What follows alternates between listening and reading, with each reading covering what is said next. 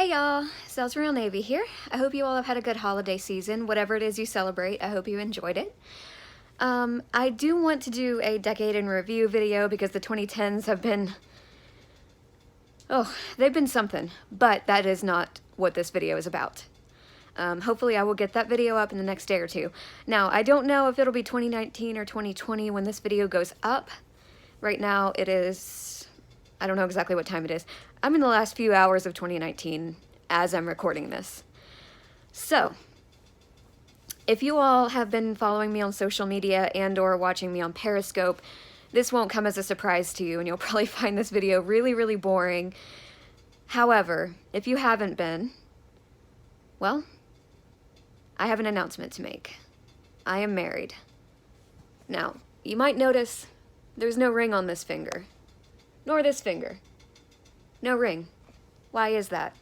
Well, it's because my wife is a movie character. She is Queenie Goldstein from the Fantastic Beasts and Where to Find Them franchise. Now, I don't want to go into too much detail about who she is in this video because I feel like it's going to be long enough as it is. So what I'll do is I'll leave a link to her Wikipedia article in the description so you guys can go read that after you're finished here, or you can pause this and read it and come back. Whatever works for you guys is fine by me. I won't know the difference either way.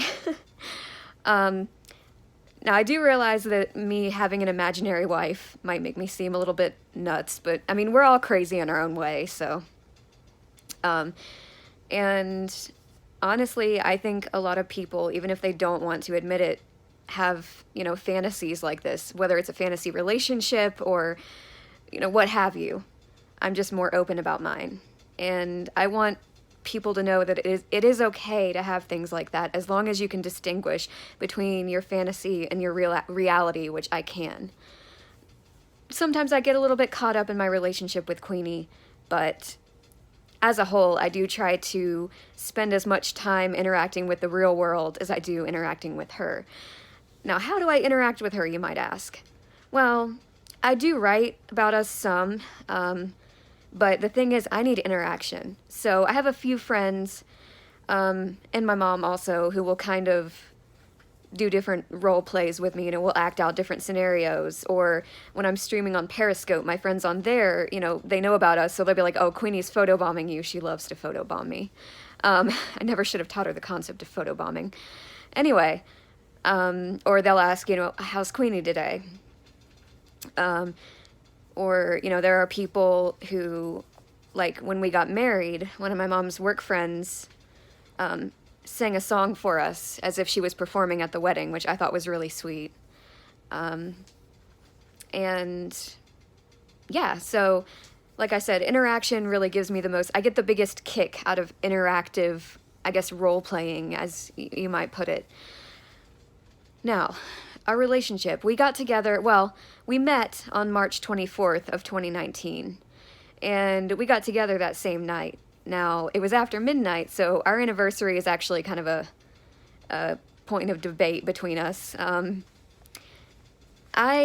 it was after midnight, I think it was the March 25th, but she thinks that because the sun hadn't come up yet, it was still the 24th. She thinks I'm being too technical.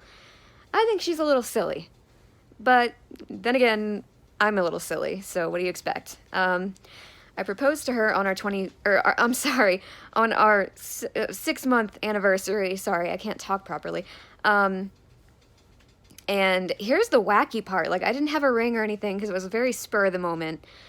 And she actually wanted to propose on the same day and had rings. Rings, plural. She got one for each of us, so we matched. They are sapphire, or they are gold, and there's a round sapphire surrounded by a bunch of tiny diamonds. Again, that's something that you're going to have to use your imagination on, because I was not going to buy a ring for a fantasy.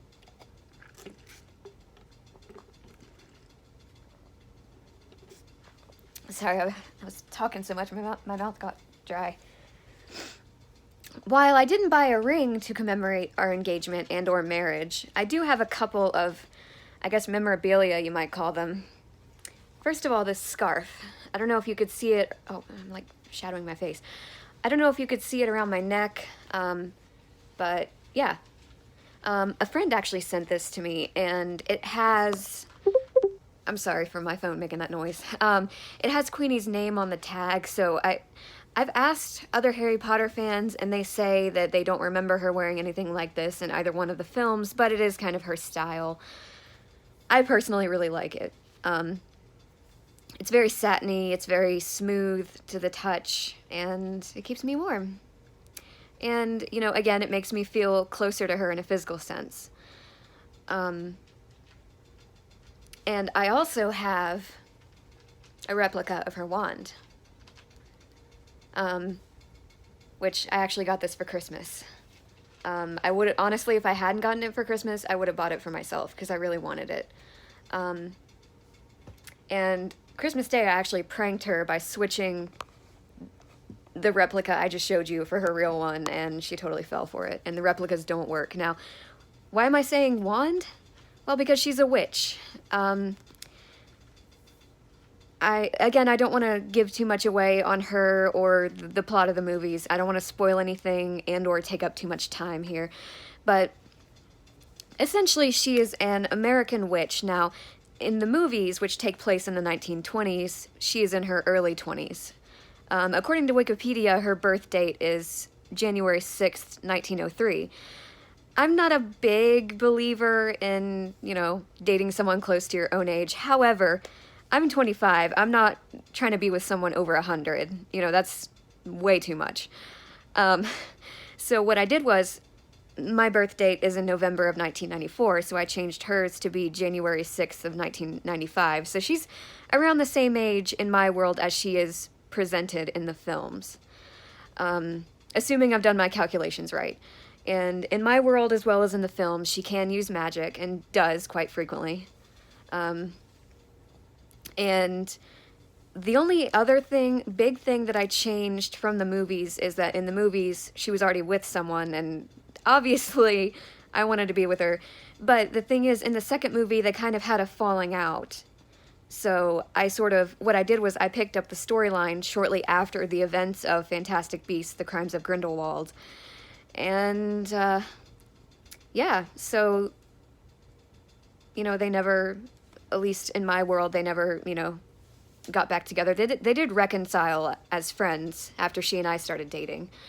And we got married on December 7th of 2019.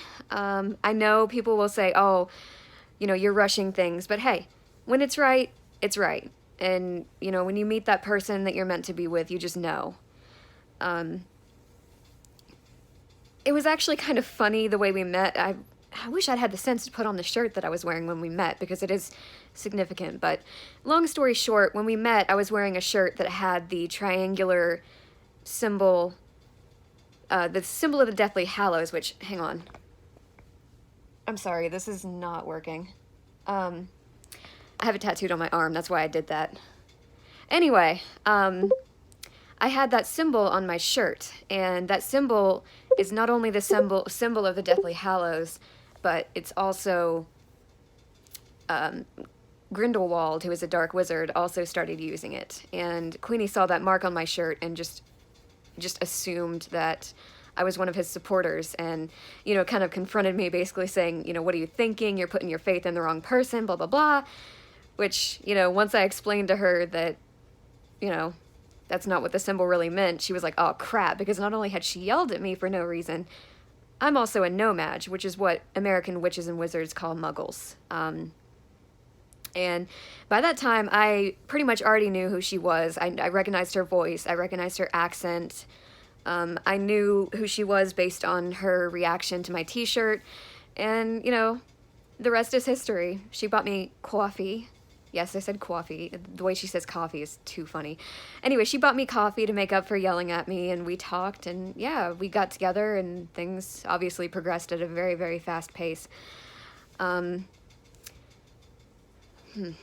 Now, when we first got together, it was just my mom and like 2 people knew about it. And then I think it was like a week or so after we started dating, I told another friend about it. Hey, Emma. And she was really supportive and really like encouraging, and would actually ask me, again, she would say things like, how are you and Queenie doing, when we would talk. And then I started, more by accident than anything, I started talking about it on Periscope. And people on there were, again, very supportive, very encouraging, very positive. And as I said earlier, they got to the point where they would say things like, oh, she's photobombing you, she's making faces behind you, she's giving you bunny ears. She might actually be photobombing me right now, I don't know. And then I met a friend back in the summer, which he's actually the one that sent me this scarf. Hey, Steve. And he encouraged me to be more open about it on social media as a whole, not just Periscope. So I was like, you know what? Screw it.